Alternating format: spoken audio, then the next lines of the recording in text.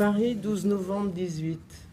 Ma chère Thérèse, je vous ai écrit hier de Versailles, dès le matin. Je suis ensuite partie pour Paris, et c'est en route que j'ai appris la nouvelle officielle de la signature de l'armistice. Quelle émotion, quelle joie! Je me suis un peu promenée dans Paris l'après-midi. C'était fou. Nous quittons Amiens à 11h. À partir d'Amiens, c'est la guerre, dans toutes ses horreurs.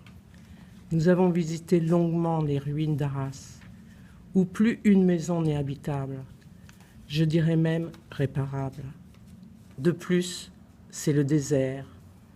Je n'ai pas rencontré un civil entre Douleux et Pont-à-Marc.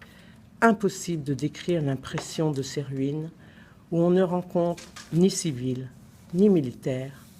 Ça sent la mort. Et de tous côtés, fils de fer, trous d'obus, tranchées. Nous obliquons à droite avant d'arriver à Douai pour aller à Férin.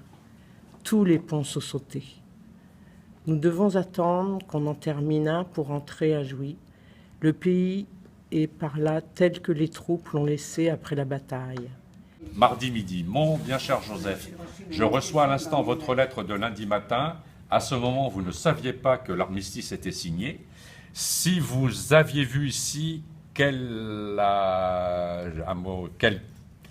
joie tout l'après-midi, personne ne travaille, les gens se promènent par bande en chantant toutes les maisons étaient pavoisées et hier soir à 8h, chant de Te Deum.